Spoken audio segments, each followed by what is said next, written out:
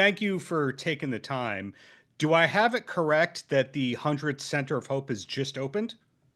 Yes, we just got to celebrate the opening of the 100th Center of Hope, which is this transformational partnership between Boys and Girls Clubs and Panda Cares Foundation. By the end of this year, there will be 114 Centers of Hope in Boys and Girls Clubs.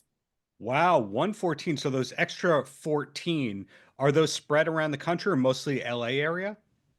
Spread around the country. But yes, LA was the site of our 100th, which was a big celebration. So the Boys and Girls Clubs of West San Gabriel Valley and East Side opened the 100th Center of Hope, which is in the historic Estrada Courts Club and public housing community.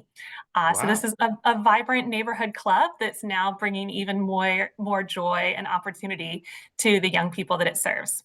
Got it. So someone, if they haven't been to a Center of Hope before, do you have an easy way of describing it, what it is? Sure. I'll say one of our club leaders described their Center of Hope as a space where dreams take flight. True. But really, it's a space that's set up to support academic success and to enable all young people to reach their full potential. It's really based around Boys and Girls Clubs of America's evidence based strategy for youth centered learning, which is called Project Learn. Hmm. Project Learn is really about starting with young people, who they are, leading with connection and getting to know what they love and what motivates them, and then offering a spectrum of academic enrichment and support. So that includes things like tutoring and homework help, as Hmm. well as those enrichment opportunities that cultivate a love of learning and spark curiosity. And then finally, it really leverages the community through partnering with families and caregivers and partnering with schools so that each child's ecosystem of support is as strong as it can be. Wow. So moving it over to you here, if I've done my research correctly, you've been with Boys and Girls Club of America for close to a decade. How did you wind up joining the team? Working on it. Yes.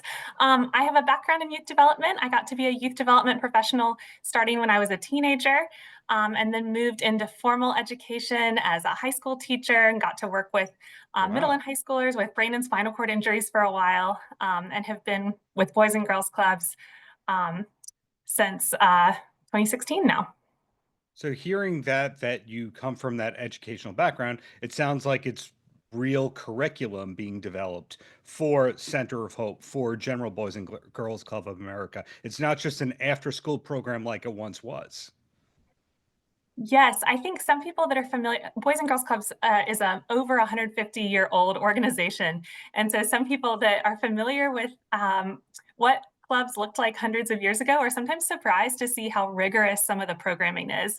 If you walk into a Boys and Girls Club now, you're likely to see young people building robots and choreographing Hmm. dances and doing life and workforce readiness work, internships, everything under the sun. So there's a lot of really deep academic enrichment, as well as programming in areas like health and well-being, character and leadership, Wow. and workforce readiness. That sounds like a more well-rounded education than I had in my K to 12 in public school in Long Island, New York. That's yeah. So many people when they see Boys and Girls Clubs say, "I wish I had had a club like this when I was 9 years old or when I was 18 years old." It's holistic youth development, which really benefits young people. So it sounds like it has not only the admin support of people like you, well-schooled individuals, but also corporate support and celebrity support. So it really does seem like it's one of the most universally beloved institutions. Yes, we are to you mentioned celebrities. We're fortunate to have some very famous alumni, which is always fun that people who grew up in a Boys and Girls Club still care about the work. And then partners, I just can't say enough about our partnership with the Panda Cares Foundation. We've been working with them since 2020, and during that time, they've given over 51 million to Boys and Girls Clubs to support Project Learn, to support Centers of Hope in communities across the movement. And also, the newest initiative has been their Panda Scholars Foundation, where they're funding scholarships for juniors and seniors in Boys and Girl Clubs as well. Funding scholarships for future education beyond K to 12? That's right. So even though the target population for Boys and Girls Clubs is typically K to 12 students, we're in the business of great futures and want to support young people after they graduate from high school and graduate from the club as well. And so the Panda Scholars work is supporting young people in their post-secondary education. Putting you on the spot here, you said something that was very interesting to me, seeing how long the history of this organization goes back. Any idea what the organization was originally? Yes. So it started originally, it was the Boys Club. Adding girls is a more recent initiative, but Hmm. it started really from a few women that recognized that young people needed support. They needed a safe, caring place to go. They needed adults who could be there for them and help them with their lives. Hmm. The original club 160 years ago was in Hartford, Connecticut. And so there's still a thriving Boys and Girls Club community and organization in this original location. Do you personally have to travel from center to center? Are you on the road a lot? Our yes, we've got a team that is very connected to local clubs and traveling all the time. I don't travel as much as some of my colleagues, but always love getting to be in Boys and Girls Clubs since that's where the impact is happening is on the local level. So getting to walk into a club and talk to young people and talk to staff Hmm. is a really wonderful part of getting to be on the support team. You mentioned the first club being in Connecticut, but from what I understand, the organization's based in Georgia these days. Now we're headquartered in Atlanta. That's right. Yes. Wow. And you're not an Atlanta native, correct? You moved after your master's degree to be closer to this? Well, I'm an Atlanta native. I grew up here and got to Oh, return home when I took this job at BGCA.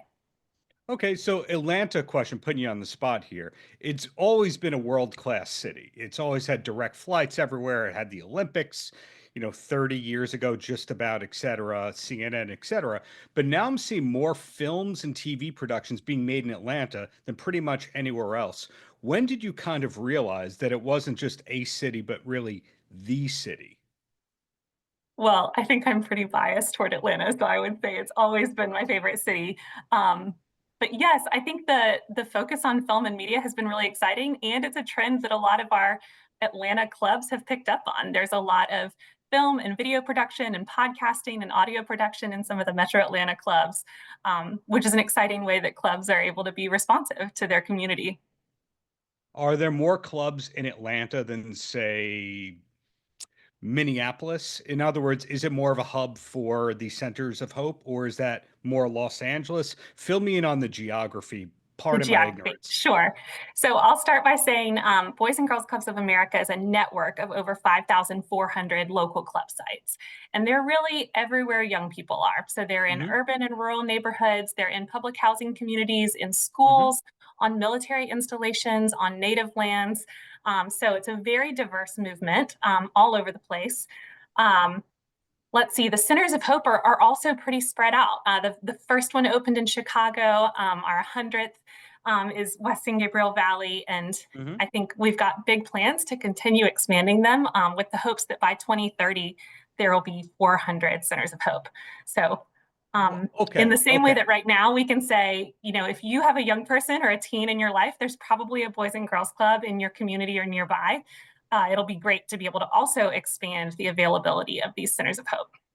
I just want to make sure I heard that correctly. So, 100th recently opened, 114 is expected very soon, and over 400 in the next 10 years. Did I hear that?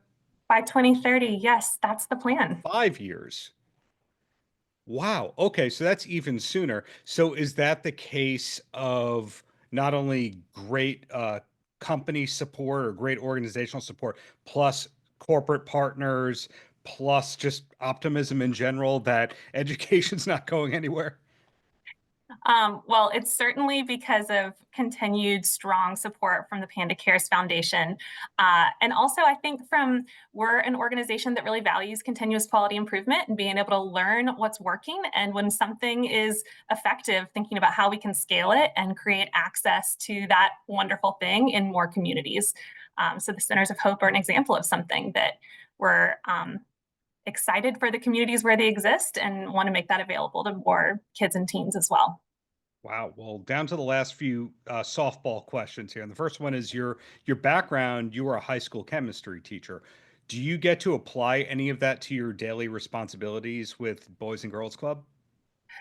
I do. We have our program portfolio covers a wide range of topics, but some of the programs, for instance, that are under the umbrella of Project Learn and that are implemented in Centers of Hope are some of our STEM programs. So, working on our STEM curricula and training is the most connected, I feel, to the high school chemistry background. Sure. And what was it that made you go, okay, public school teacher, this is not the path that's going to be the rest of my life. I would be better served with Boys and Girls Club. And the reason I ask that, and this is a compliment to you, is most people would stick with the teaching because they go pension, retire, etc. Whereas you chose a more challenge oriented long-term career path. I think I joined Boys and Girls Clubs of America right after getting a master's degree focused on applying cognitive science to teaching and learning. And I love the flexibility and creativity in Boys and Girls Clubs, that Hmm. there are so many opportunities to develop programming that touch a diverse range of topics and reach a large range of young people. Um, so it's really sort of a dream job to get to work with a wonderful team of people, to get to support clubs that are doing such impactful work, Hmm. and to get to be creative every day. Fantastic. And the last question before I let you go, when you're not busy with the Boys and Girls Club of America, what is your number one passion or hobby and or form of entertainment? Um, I feel like when I'm not working, I'm also in the youth development world. But as a parent, I have young children of my own, and so we're spending a lot of time um, doing preschool crafts and being outside. So the play and the creativity extends into my home life as well. So when you're not educating and making a difference, you're educating and making a difference. Hanging out with two kids that I love spending time with. Yes. There you go. Well, hey, thank you for your time. Thank you for the wonderful work you're helping put out into the world and looking forward to what's to come from Boys and Girls Club through Center of Hope and so forth. Thanks so much for your time. I really appreciate the opportunity to share this 100th opening and some of the work that clubs are doing throughout the movement. So thank you. Paltrocast.